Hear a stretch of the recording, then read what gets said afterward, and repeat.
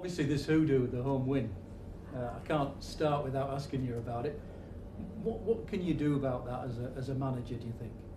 Well, just to make the players as comfortable, as confident as possible, and try and forget a bit about it. It's records are there to be broken, and eventually it's going to happen.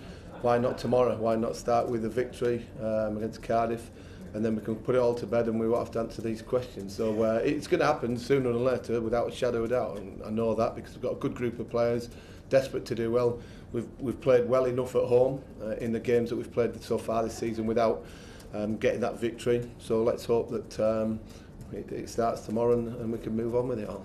But how much does it hang over them, do you think? It's sure to make them more nervous, perhaps? Well, I think the thing about it is that you've got to remember that a lot of these players weren't part of this all last season. There's only a few players that were part of it. I certainly wasn't part of it. And what you can do is affect the future, and that's all we have to do, affect what we can affect. And that's starting with Cardiff City tomorrow. And let's hopefully keep saying win the game, and then we can go on a real successful run of not being beaten at home for maybe 9 months. What about the fans? Would you ask the fans maybe to be, I don't know, what would you ask of them in that sort of situation? Because they could help, couldn't they? Well, I think the last game against Forest, they were very patient with the players. They stayed with us because they saw that we'd actually played well. We passed the ball around, we created some good chances, we never gave up, we kept going to the end. And they saw that. So I don't think you can be critical of the supporters. Yeah, when you're behind in games, we all need to stay together. We all need to get over this little difficult spell that we're going through at this moment in time. But if the players play to the maximum, they play with the commitment that we like them to play to, the supporters will have no problem getting behind the team and staying with them. But you must have mornings yourself, Sammy, when you feel like you're kind of up against the wall.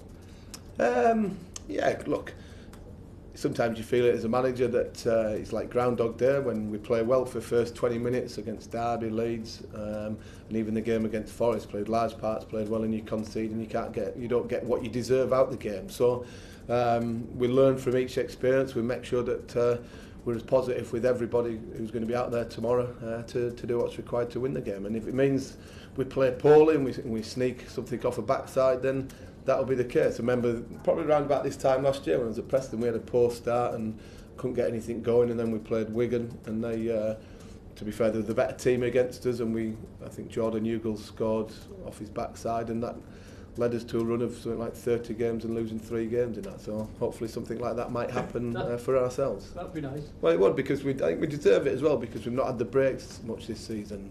You earn your breaks, obviously, in your own luck at times, but ultimately sometimes you're asking other people to help you out as well. And it's a fickle thing, isn't it, confidence? It can swing so quickly.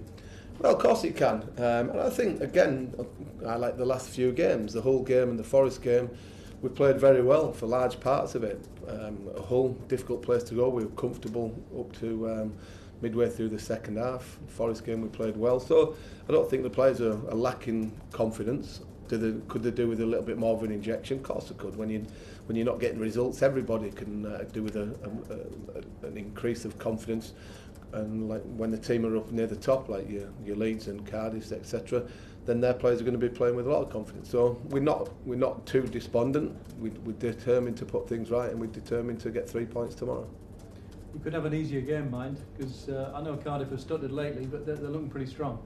Look, I think I see Neil quoted today that anybody can win a football match and any team in this division can lose one as well, and that's the nature of it. I don't like to be trying to predict results or anything like that. All we've got to do is focus on what we need to do. We know what Neil's teams are going to be about. They're going to be hard working, threat from set pieces, pick up a lot of second balls, and they've got a threat going forward with the 2-3 lads that they've got in around them areas. So we know exactly what to expect again through them and Neil's teams. We've got to be at it. We've got to play with the belief, confidence, the quality that we've got in the group, and hopefully we'll come out with a positive result. He's a wily old campaigner, mind, isn't he? Well, he is. He's a good character. He's like Marmite, isn't he? People like him or they don't. And I've got a lot of respect for Neil because of what he's done in the game. Typical Yorkshireman, says as it is, and got a lot of success in his career by doing the things that he does, and a lot of credit to him. So I'll have a drink with him after the game, but hopefully he's a little bit despondent and I'm the happier of the managers this time.